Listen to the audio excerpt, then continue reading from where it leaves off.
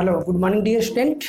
तो AC theory के अगले लेक्चर में हम लोग बात करेंगे एसी सर्किट एनालिसिस।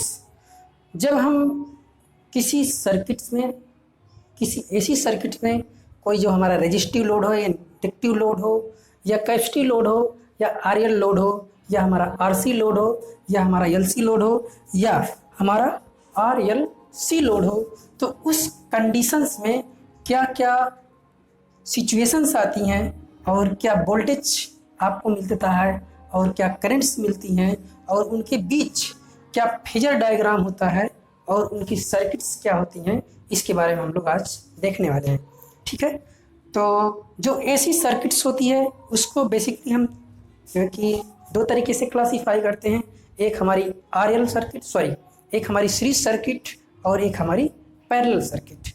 मतलब जो हमारे लोडेड हैं, लोड जस्ट लाइक आपका resistive load, inductive load, capacitive load और आपका combination of these components just like आपका आरएलसी।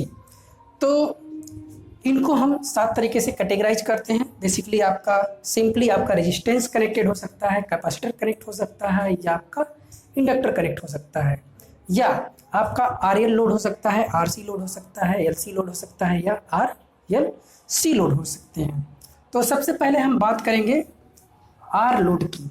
ठीक है, तो जब भी हम किसी एसी सर्किट में सिंपली आर सर्किट मतलब resistive circuit, a circuit which containing only resistive load is called R circuit या रेजिस्टिव सर्किट। तो सिंपली मान लेते हैं हमारे पास ये कोई वोल्टेज सोर्स है, जो हमारे पास एसी वोल्टेज सोर्स है। ये आपका V = Vm sin omega T है और इससे आपका कोई आर लोड कनेक्ट है, जस्ट लाइक आपका इंसिडेंट टाइप का लैंप। ठीक है, या आपका हीटर है, क्योंकि जो हीटर होता है वो आपका रेजिस्टिव लोड होता है। ओके, और जो इंसिडेंट टाइप का लैंप होता है वो अभी आपका रेजिस्टिव लोड होता है। रेजिस्टिव लोड में क्या होता है, आपका पावर फैक्टर जो अप्रॉक्सीमेटली वो आपका यूनिटी होता है। Okay, it means the angle between the voltage and current is 0, so the power factor is unity. तो मान लेते हैं हमारे पास एक कोई लोड है, ठीक है, जो हमारा एसी सोर्स से कनेक्ट हुआ है। यहाँ पर आप कह सकते हैं कि आपका कोई लैंप है जो रेजिस्टिव है। ओके, और ये आपका करंट ले रहा है कितनी IR, और जो इसके ऊपर हम वोल्टेज अप्लाई कर रहे हैं V = Vm sin omega T है। ठीक है, ये आपका सर्किट डायग्राम है। ओके, ये आपका सर्किट डायग्राम है। तो इससे हमको, ये हमारी आर सर्किट है, तो हम यहाँ से कहेंगे क्या, जो इसके ऊपर अप्लाइड वोल्टेज है, okay, V = Vm sin omega T, तब जो अप्लाइड वोल्टेज है इसके ऊपर यही वोल्टेज है आपका। ओके, इसके बाद हम कहते हैं कि जो करंट इसमें इस लोड को मिलेगी या पास होगी वो आपकी करंट होगी क्या, I = Im sin omega T. अब ये Im sin ओमेगा टी कैसे मिलेगा ये देखते हैं। मान लेते हैं जो हमारा अप्लाइड वोल्टेज है V = Vm sin omega T है, तो आपका जब ये रेजिस्टिव लोड है तो इसमें आपकी कोई ना कोई करंट पास करेगी। तो हम कहेंगे I = ये पहले नहीं कहेंगे, तो करंट जो आपकी होगी I = कितना, V = R। ओके, तो V की जो वैल्यू है यहाँ से हम इक्वेशन नंबर फर्स्ट से क्या करेंगे, यहाँ पुट करेंगे, तो हम कहेंगे कितना, Vm sin omega t / R। और करंट I की वैल्यू मैक्सिमम कब होगी, जब ओमेगा टी = π/2। आपका ओमेगा टी की value for I max omega t = π/2। It is correct. तो हम कहेंगे क्या, I = कितना, Vm sin omega sin π/2 / R। Okay, तो आप कहेंगे कितना, Vm / R ये आपका हो जाएगा क्या, आई एम। तो आई एम इक्वल टू आपको मिल जाएगा कितना, V M by V M divide by R. तो V M divide by R की जगह आप क्या पुट करेंगे, तो आप कहेंगे by the equation first and second. First में आई एम की वैल्यू, सॉरी इतनी वैल्यू पुट करेंगे तो हमको मिल जाएगा I equal to I M sine omega t, क्योंकि इतने की जगह आपने क्या पुट कर दिया, आई एम। ओके, तो आपको ये इक्वेशन नंबर मिल गई थर्ड। ठीक है, इक्वेशन नंबर थर्ड।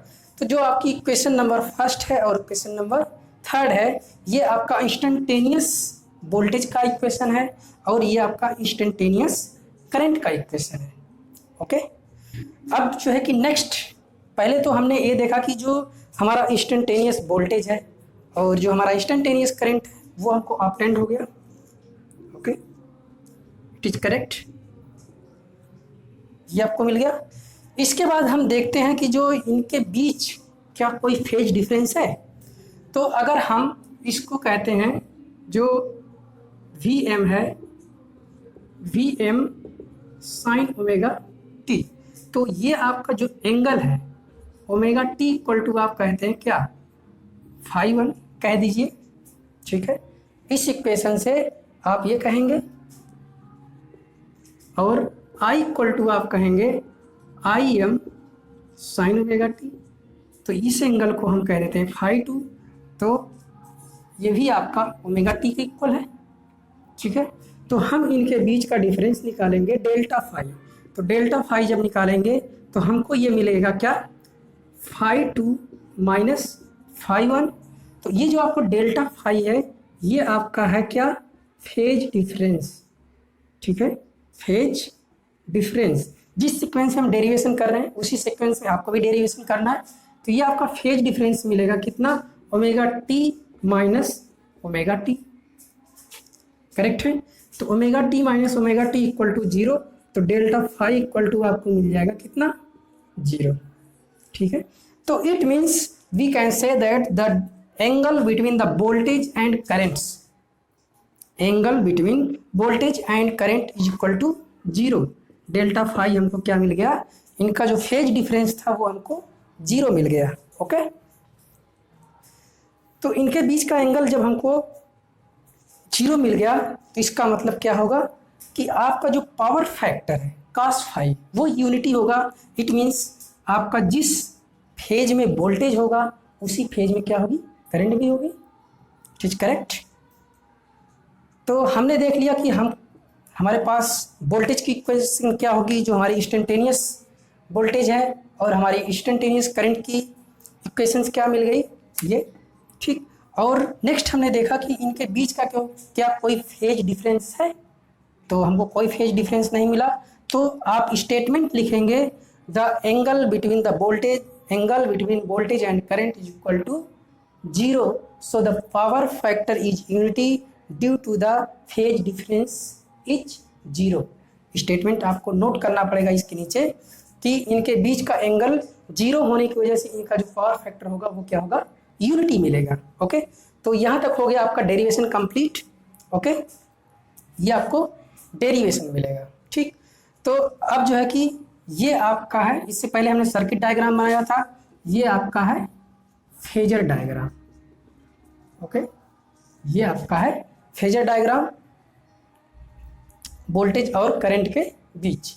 क्या इनके बीच कोई डिफरेंस है? नहीं, कोई डिफरेंस नहीं है। ठीक है, तो अब हम देखते हैं कि ये सारी चीज़ें आप जो है कि डेरिवेशन इस तरीके से करेंगे। ओके, इसको आप लोग वीडियो पॉज करके नोट करिएगा। अब जो है हम बात करते हैं इनके वेव फॉर्म की। ठीक है, हम क्या करेंगे, वेव फॉर्म की बात करेंगे। ठीक है, ये आपका वोल्टेज है, करंट है, पावर है। ओके, तो हमने जो है कि किसके बीच, या तो आप टी के साथ या ओमेगा टी के साथ आप क्या कर सकते हैं, इनके बीच ग्राफ ड्रा कर सकते हैं, जैसे आपका वोल्टेज और टाइम के साथ।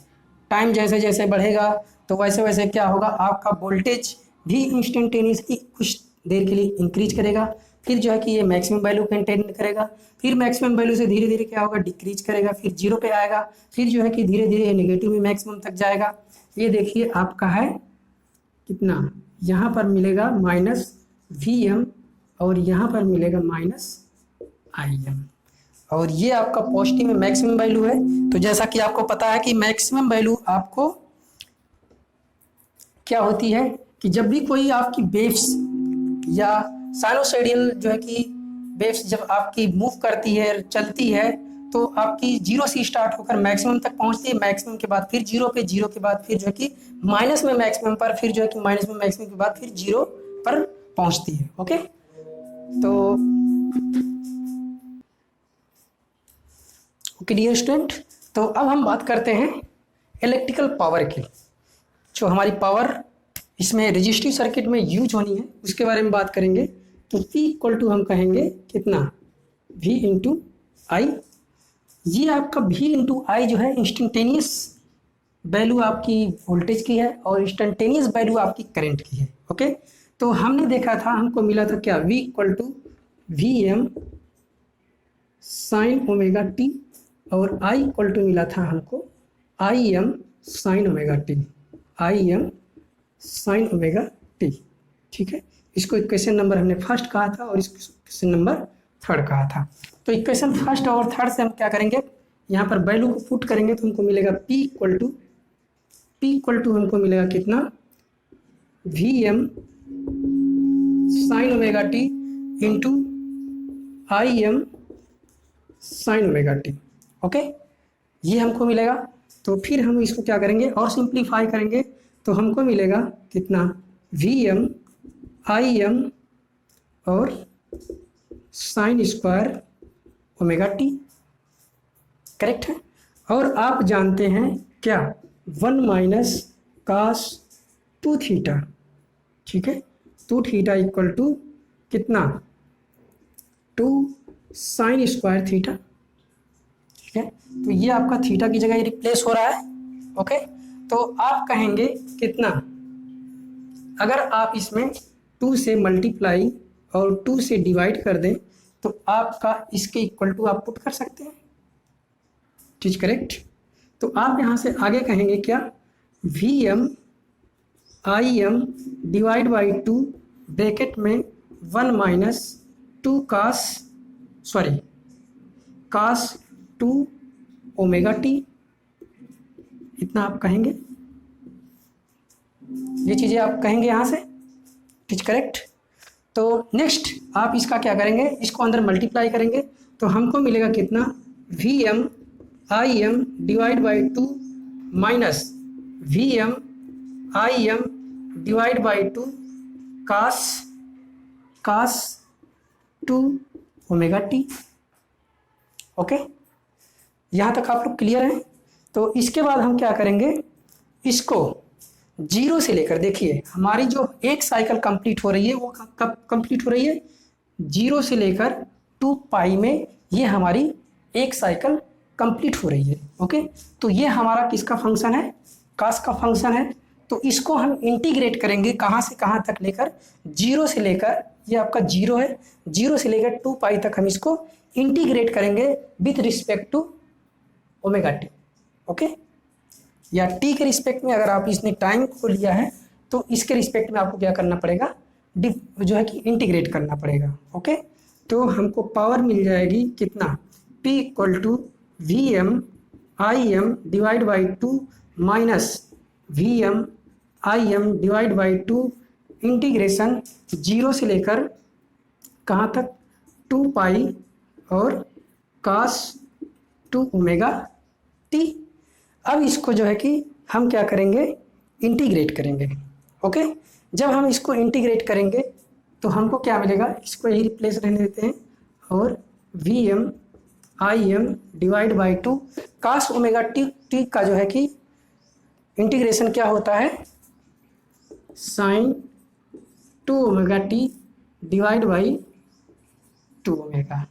ओके, कहाँ से कहाँ तक करना है, 2 पाई और ये आपका है 0। ओके, यहाँ तक करेक्ट है। तो इसके बाद हम क्या करेंगे, इस कैलकुलेशन को और आगे करेंगे तो हमको मिलेगा P equal to VM IM divide by 2 minus 1/4 omega. Okay, 1/4 omega minus 1/4 omega, और ये आपका हो जाएगा VM IM, और ब्रैकेट में हमको मिलेगा कितना, साइन 2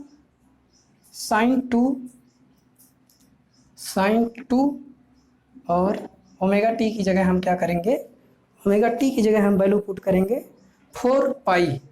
ठीक है, ओमेगा टी की जगह हम क्या करेंगे, ये आपका 2 pi minus sine 2 into 0। Okay, तो साइन पाई की वैल्यू भी आपका 0 हो जाएगा और ये भी आपका 0 हो जाएगा, तो इसलिए ये आपका पूरा फंक्शन आपका क्या हो जाएगा, 0 हो जाएगा। तो आपको मिलेगा P equal to VM IM divide by 2 minus 0, यही आपको मिलेगा। यहाँ तक आप लोग करेक्ट है। फिर जो है कि इसके बाद हम जानते हैं क्या, VM divide by √2, VM divide by √2 equal to VRMS, इतना हम जानते हैं पहले से। ये हमारा होता है VRMS equal to VM by √2।